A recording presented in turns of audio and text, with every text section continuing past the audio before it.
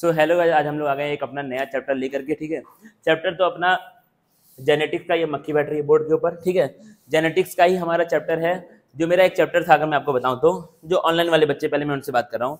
Genetics का हमारा जो पहला चैप्टर था, अरे यार इस तरह कौन कर दे, क्या था जेनेटिक्स का जो हमारा पहला चैप्टर था, जिसको हम लोग क्या बोलते हैं, principles of inheritance and variation. ठीक है, उसका मैंने 2 लेक्चर अपलोड कर दिया है, वो भी आप देख सकते हैं, कोई दिक्कत वाली बात नहीं है। लेकिन अभी मैं उसको रोक करके मैं जो अपलोड कर रहा हूँ चैप्टर, वो है आपका मॉलिक्यूलर बेसिस ऑफ इनहेरिटेंस। क्यों? क्योंकि ऑफलाइन वाले जो हमारे बच्चे हैं, उन लोगों का टेस्ट है मॉलिक्यूलर बेसिस का संडे को। तो मैं चाह रहा हूँ कि 2-3 दिन मॉलिक्यूलर बेसिस को पढ़ा करके थोड़ा सा आगे बढ़ा दूँ, जिससे कि ऑफलाइन का भी फायदा हो और ऑनलाइन का तो फायदा होगा ही होगा। कोई भी चैप्टर पढ़ाऊँ भाई, सिलेबस का कोई भी चैप्टर मैं पढ़ाऊँ तो ऑनलाइन वाले जो देख रहे हैं उनका तो फायदा ही है ना भाई। मॉलिक्यूलर बेसिस भी सिलेबस का है, प्रिंसिपल्स ऑफ इनहेरिटेंस भी सिलेबस का है, तुम तो सब देखो। ये है कि सिलेबस आपका पूरा हो जाएगा, अक्टूबर एंड नवंबर स्टार्टिंग तक आपका सिलेबस हो जाएगा पूरा।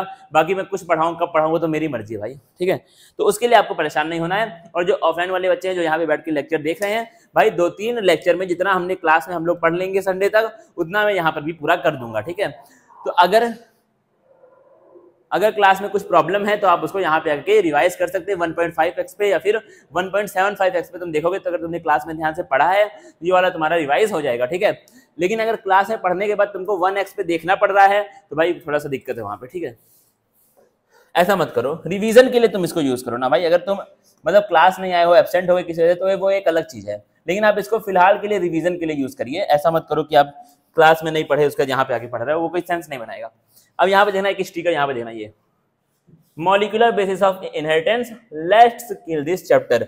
मतलब क्या हुआ, चैप्टर का नाम है मॉलिक्यूलर बेसिस ऑफ इनहेरिटेंस। और चलो आज इस चैप्टर को खत्म करते हैं भाई, खत्म कर देंगे। जेनेटिक्स मेरा फेवरेट पार्ट है, सभी को पता होगा। और जेनेटिक्स सबसे ज्यादा बच्चों को लगता है टिपिकल, और टीचर को वो टॉपिक, वो चैप्टर पढ़ाने में सबसे ज्यादा मजा आता है जो बच्चों को क्या लगता है, सबसे ज्यादा टफ लगता है। क्योंकि भाई जो आसान है वो तो आसानी है, लेकिन अगर मैंने टफ चीज को तुम्हारे लिए आसान कर दिया तब मैं एक टीचर हूं। तब क्या हूं मैं, एक टीचर हूं। सिंपल सी बात है, जो आसान है वो तो आसानी है, सबके लिए आसान है, दुनिया के लिए आसान है। देखना स्टार्टिंग क्या है, इंट्रोडक्शन देखना इस चैप्टर का। ठीक है, अब इस चैप्टर में दो, मतलब अगर तुम एनसीईआरटी पढ़ोगे तो आपको 2 चीजें मिलेंगी इस चैप्टर में। एक है स्ट्रक्चर्स बहुत सारे ड्रॉ करेंगे यहाँ पे क्लास में, कोई दिक्कत वाली बात नहीं। एक है कहानी बहुत सारी, एक्सपेरिमेंट बहुत सारे लिख के लाऊंगा, पढ़ेंगे समझेंगे, खत्म बात हो गई। ठीक है, अब एक्सपेरिमेंट्स को मैं लिखूंगा नहीं भाई यहाँ पे। ठीक है, सेंस नहीं बनाता ना, हमारे पास ये स्मार्ट बोर्ड है ही क्यों, चीजें इवॉल्व क्यों ही है, नई नई क्यों आ रही चीजें मार्केट में, जिससे क्या हो, हमारा जो काम है वो आसान हो जाए। अगर मैं व्हाइट बोर्ड की तरह कहानियों को, एक्सपेरिमेंट्स को यहाँ पे लिखूं तो स्मार्ट बोर्ड का सेंस क्या बनता है, स्मार्ट बोर्ड का सेंस क्या बनता है फिर। तो ये वाली बातें हैं। ठीक है ना, तो एक्सपेरिमेंट्स को पढ़ेंगे और बाकी सब चीजों को हम लोग लिखेंगे। ठीक है, जो स्ट्रक्चर्स रहेंगे वो हम लोग लिखेंगे। ठीक है, देना पड़े ध्यान से। तो आज तो हमारा इंट्रोडक्शन है, तो थोड़ा बहुत पढ़ेंगे भाई, हल्का सा छोटा सा रहेगा लेक्चर। देना क्या लिखा है, in the previous chapter principles of inheritance and variation you have studied the patterns of inheritance and their genetic basis। मतलब क्या है, जो हमारा इससे पहले वाला चैप्टर था उसमें हमने क्या क्या पढ़ा, उसमें हमने पढ़ा कि जो कैरेक्टर माँ बाप से बच्चों में जा रहे हैं वो कैसे जा रहे हैं, कहाँ पर चेंज देखने को मिल रहा है, कहाँ पर सेम टू सेम जा रहे हैं, कहाँ पे क्या हो रहा है, कुछ माँ के गए, कुछ बाप के गए, कुछ उसके अपने खुद के हैं। तो वो सब हमने पूरा का पूरा देखा और उसका जेनेटिक बेसिस देखा कि कैरेक्टर्स जब ट्रांसफर हो रहे हैं तो क्या चीज है जो बच्चों से, जो पेरेंट्स से बच्चों में जा रही है, जीन्स, डीएनए जा रहा है। ठीक है, तो उसका हमने जेनेटिक बेसिस भी देख लिया है। आगे देखना, in this chapter you will study the structure and function of genetic material. मतलब क्या है, पिछले चैप्टर में हमने ये देखा है कि एक चीज होती है उसको हम लोग प्यार से बोलते हैं जेनेटिक मटेरियल।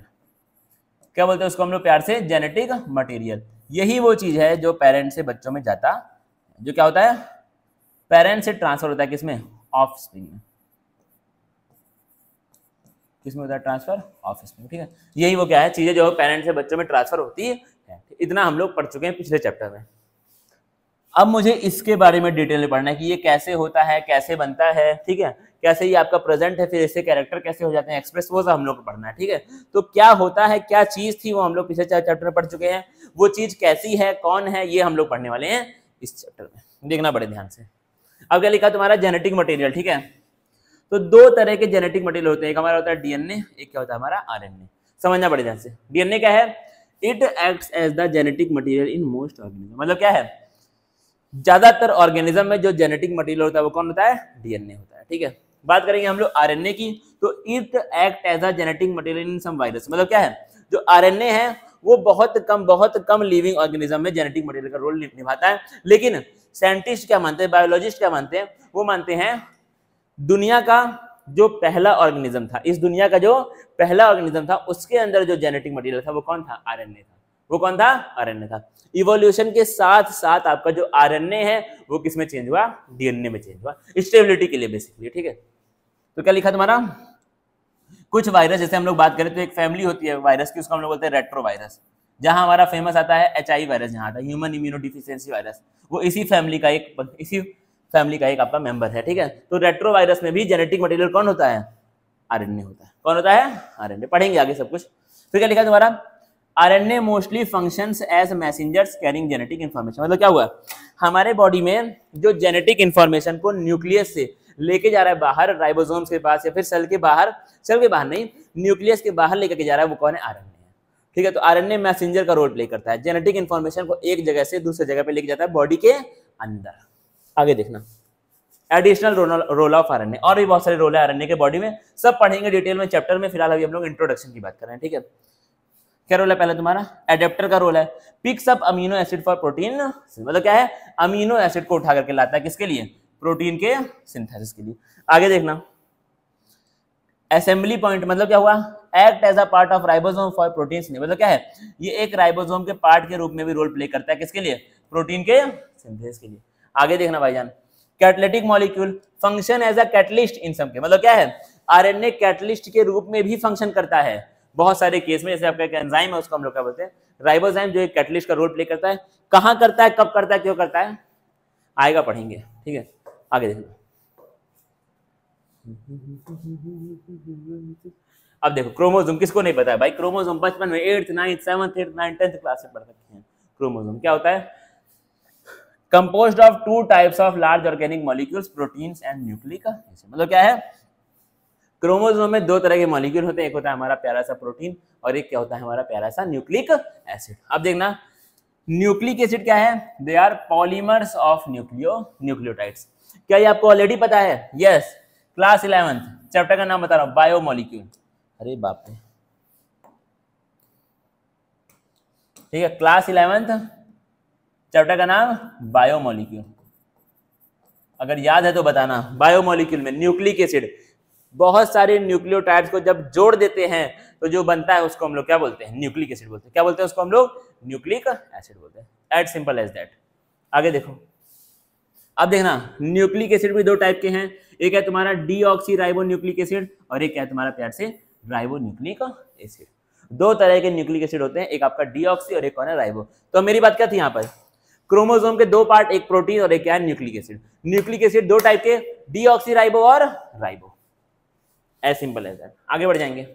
अब देखना, अगर तुम एक न्यूक्लियोटाइड को देखने का ट्राई करोगे तो तुमको न्यूक्लियोटाइड के अंदर 3 कंपोनेंट्स दिखाई देंगे। ठीक है, ये कैसे जुड़ रहे हैं, क्या बॉन्ड बन रहा है, वो सब हम लोग पढ़ने वाले हैं। ठीक है, उस पर अभी आपको ध्यान नहीं देना है, बस खाली अभी हम एक का उसका क्या देख रहे हैं भाई, क्या वो शब्द बोलते हैं, ओवरव्यू खाली अभी हम लोग देख रहे हैं। ठीक है भाई, मैं तो शब्द में ही कई बार फंस जाता हूँ बीच में, क्लास के बीच में शब्द में। ठीक है, थोड़ा शब्दों का खेल हल्का है हमारा, हल्का नहीं है मतलब भाई, ठीक है, हो जाता है।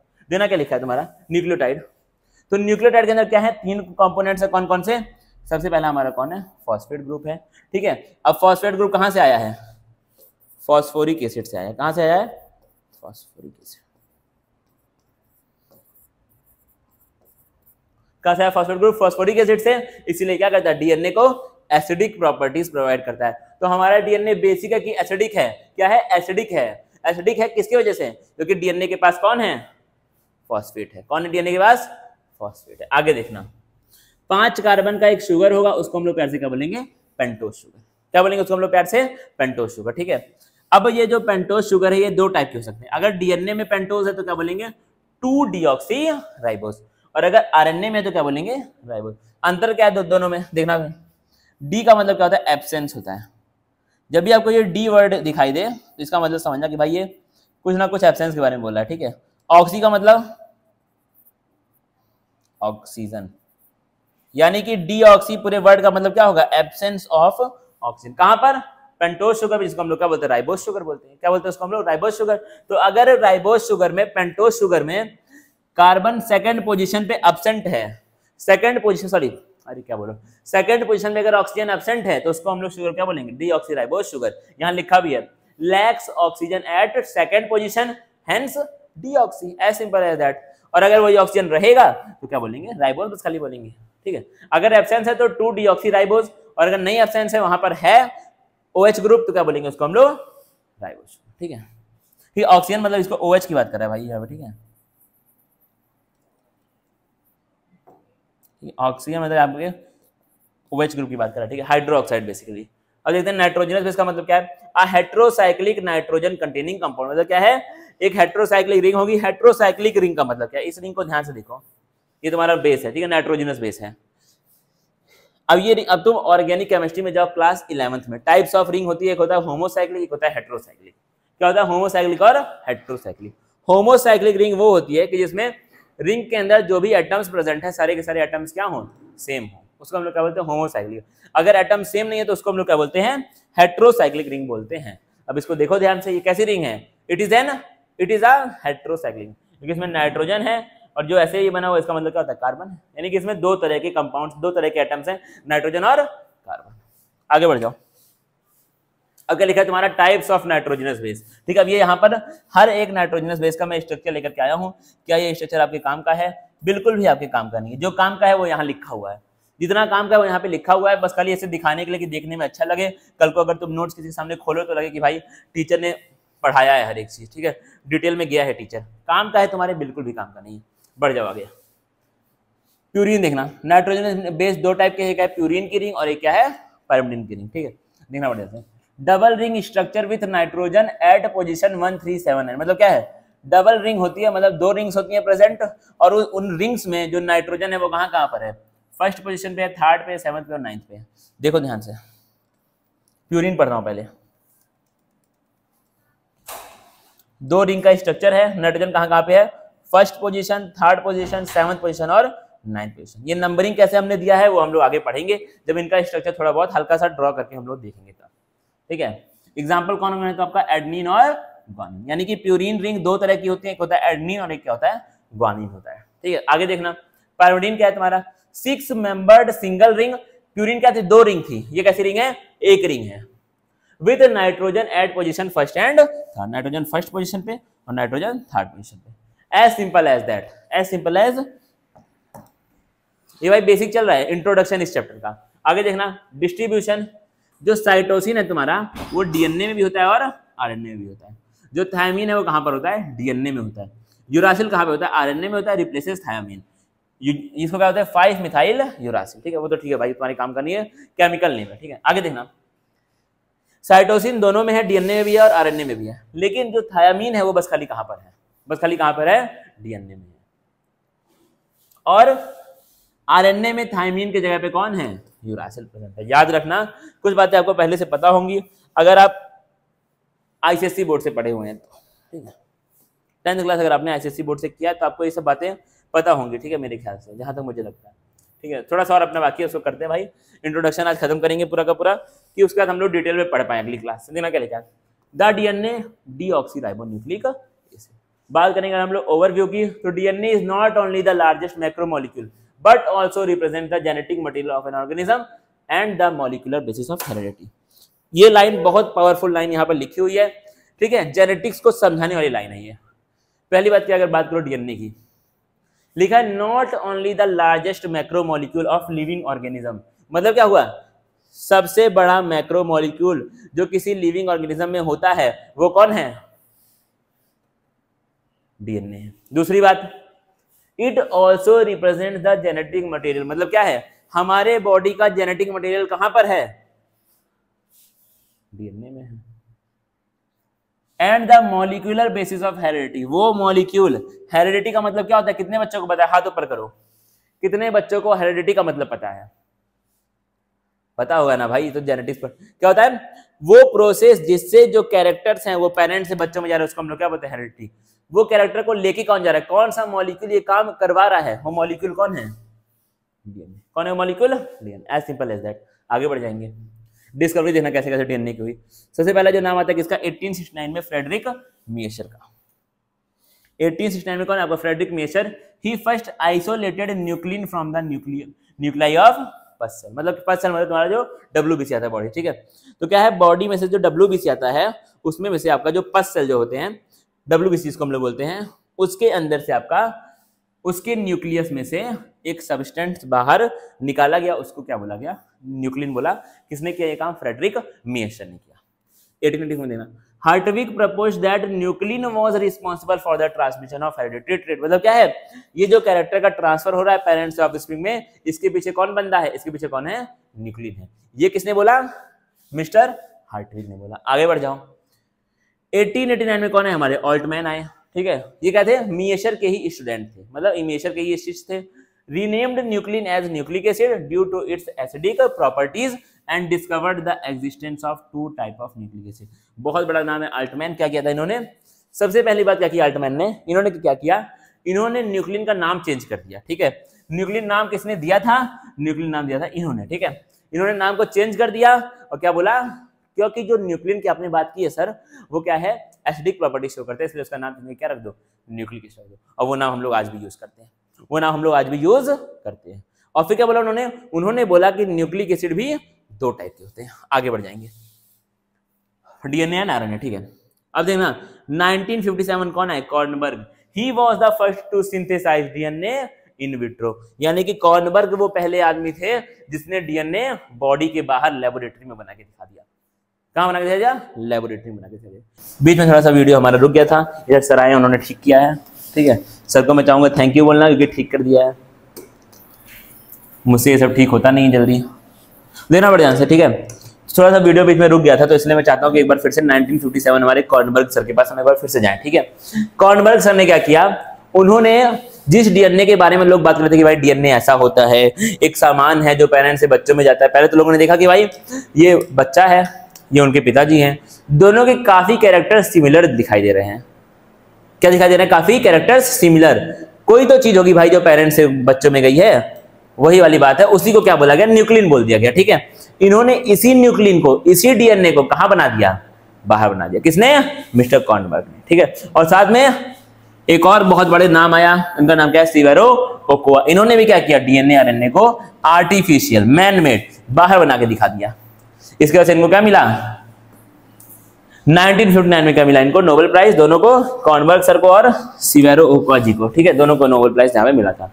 अब देखना पड़े ध्यान से, अक्रेंस के बारे में बात करें कि डीएनए कहां पर होता है। अगर हम लोग प्रोकैरियोटिक सेल की बात करें तो डीएनए कैसा होता है, एक तो डीएनए होगा सर्कुलर गोल गोल, और कहां पर होगा, साइटोप्लाज्म में प्रेजेंट होगा। क्योंकि प्रोकैरियोट का नाम प्रोकैरियोट क्यों है, क्योंकि उनके पास प्रॉपर न्यूक्लियस प्रेजेंट नहीं होता है, क्योंकि उनके पास प्रॉपर न्यूक्लियस प्रेजेंट नहीं होता है, तो उनका जो न्यूक्लियस है वो आपका ओपन स्पेस में साइटोप्लाज्म में ही प्रेजेंट है। उसको हम लोग प्यार से क्या बोलते हैं, न्यूक्लियोइड बोलते हैं। क्या बोलते हैं उसको हम लोग प्यार से, न्यूक्लियोइड बोलते हैं। आगे बढ़ जाएंगे, देखो not bounded by nuclear membrane and lacks histone protein termed as naked DNA. अब क्योंकि इसके पास इसके बाहर कोई भी न्यूक्लियर मेम्ब्रेन नहीं प्रेजेंट है, तो ये साइटोप्लाज्म ऐसे खुला हुआ पड़ा है, तो उसको हम लोग क्या बोलेंगे, नेकेड डीएनए बोलेंगे, कि इसके पास न्यूक्लियर मेम्ब्रेन नहीं है। और साथ में इनके पास कोई भी हिस्टोन प्रोटीन वगैरह प्रेजेंट नहीं होता है। हिस्टोन प्रोटीन की जगह पे क्या होता है प्रेजेंट, वो आगे पढ़ेंगे। Many prokaryotes also possess extra chromosomal small circular DNA segments called plasmid। मतलब क्या है, बहुत सारे प्रोकैरियोट्स के पास क्रोमोसोम के बाहर भी कुछ आपका क्रोमोसोम के बाहर भी डीएनए के सेगमेंट्स प्रेजेंट होते हैं, उनको हम लोग क्या बोलते हैं, प्लास्मिड बोलते हैं, ठीक है। सही है भाई। यूकैरियोटिक सेल पे आते हैं, डीएनए इनका लीनियर है and mainly confined to the nucleus as a component of chromosome called nuclear DNA. मतलब क्या हुआ, इनका जो डीएनए, इनका मतलब यूकैरियोटिक का डीएनए, उनके पास प्रॉपर न्यूक्लियर मेम्ब्रेन है और उसी न्यूक्लियर मेम्ब्रेन में क्रोमोसोम है, और क्रोमोसोम में कौन प्रेजेंट है, आपका डीएनए प्रेजेंट है, लीनियर है, और कहां प्रेजेंट है, क्रोमोसोम में। तो क्योंकि वो न्यूक्लियस के अंदर है इसलिए उसको हम लोग क्या बोलते हैं, न्यूक्लियर डीएनए बोलते हैं। साथ में इनके पास हिस्टोन प्रोटीन भी होता है, और ये लोग बनाते क्या है, क्रोमैटिन फाइबर। तो यानी कि आपका स्टार्टिंग में ऐसे क्रोमैटिन, नेट क्रोमैटिन फाइबर के रूप में होते हैं, सेल डिवीजन के टाइम में क्या बनता है, क्रोमोसोम बनता है। पता है भाई, सब बचपन वाली बातें हैं, ठीक है। Chromosomes are condensed chromatin fibre, ठीक बात है। A small quantity of DNA is present in mitochondria and plastid termed as extranuclear or organelle DNA which is circular like prokaryotic DNA। मतलब क्या है, कुछ डीएनए आपका अलग से सेल ऑर्गेनल्स में भी होता है। कौन कौन से में? प्लास्टिड में और माइटोकॉन्ड्रिया में। इस तरह के डीएनए को हम लोग क्या बोलते हैं? एक्स्ट्रा न्यूक्लियर डीएनए, या फिर क्योंकि ऑर्गेनल्स के अंदर इसलिए इसको हम लोग क्या बोलते हैं? ऑर्गेनेलर डीएनए, ऑर्गेनेलर डीएनए बोलते हैं। ठीक है, ये वाला जो डीएनए है ये आपका लीनियर नहीं होता है, ये आपका सर्कुलर होता है प्रोकैरियोट्स की तरह। इसीलिए आपका एंडोसिम्बायोटिक थ्योरी आपकी आती है, हम लोग पढ़ते हैं फर्स्ट ईयर में एंडोसिम्बायोटिक थ्योरी की। जो माइटोकॉन्ड्रिया और प्लास्टिड हो सकता है ये भी आपके प्रिमिटिव में क्या रहे होंगे? प्रोकैरियोटिक ऑर्गेनिज्म रहे होंगे। ठीक है, चलो भाई वहां नहीं जाना है। फिर क्या आपका डीएनए आपका कुछ वायरस में भी पाया जाता है। ठीक है, ऐसा बना के देखेंगे क्लास में। खत्म कहानी हमारी। ठीक है, क्वांटिटी ऑफ डीएनए एक बार देख लो। क्या लिखा है? जो डीएनए का कंटेंट है वो हमारे हर एक सेल में, एक स्पीसीज के हर एक सेल में क्या रहता है तुम्हारा? मोस्टली जनरली क्या रहता है? वो कांस्टेंट रहता है। मतलब क्या है? ह्यूमंस के हर एक सेल में डीएनए का कांस्टेंट रहेगा। मैंगो क्या रहेगा? कांस्टेंट रहेगा। चिंपैंजीज के अंदर कांस्टेंट रहेगा। मतलब एक पार्टिकुलर स्पीसीज के हर एक सेल में डीएनए का अमाउंट क्या रहेगा? कांस्टेंट रहेगा। पढ़ते हैं आगे। DNA amount is doubled just before the cell division due to replication. मतलब क्या है? डीएनए का होता है रेप्लिकेशन, आपको पता है सेल डिवीजन से पहले एस फेज में। कौन से फेज में? एस फेज में होता है रेप्लिकेशन, यानी कि डीएनए का अमाउंट क्या हो जाता है? डबल हो जाता है सेल डिवीजन से पहले। गैमेट्स के पास क्या होता है? हाफ होता है DNA, as they possess half the number of chromosome. क्योंकि क्रोमोसोम हाफ होता है, गैमेट्स के पास क्या होता है? क्रोमोसोम हाफ होता है। तो क्रोमोसोम के अंदर डीएनए, तो डीएनए भी क्या होगा? हाफ होगा मेरे भाई। डीएनए क्या है? लॉग पॉलीमर है किसका? डीऑक्सीराइबोन्यूक्लियोटाइड्स का। डीएनए का लेंथ अब देखना क्या है?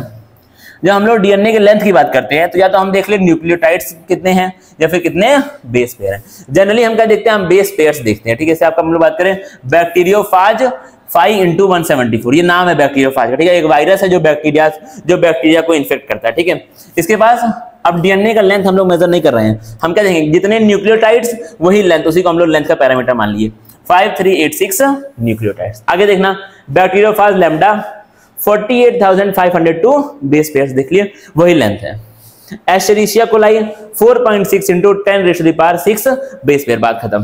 ह्यूमन डीएनए जो हैप्लॉइड होता है 3.3 इंटू 10⁻9 बेस पेयर्स। ठीक, अब अपना लिख करके जो पढ़ना है वो पढ़ेंगे। अब यहाँ एक बात लिखूंगा, बताना सही है कि गलत है।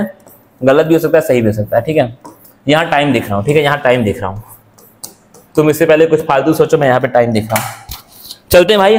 ठीक है, पढ़ना है इसको, थैंक यू लिखा हुआ है। ठीक है, लेक्चर बहुत भारी नहीं था, इंट्रोडक्शन हमने पढ़ा है। घर पे जाके रिवाइज करना, नोट्स ग्रुप में डाल दूंगा, कमेंट कर देना कि नोट्स चाहिए तो नोट्स डाल दूंगा ग्रुप में। मिलते हैं अगले लेक्चर में। Thank you guys.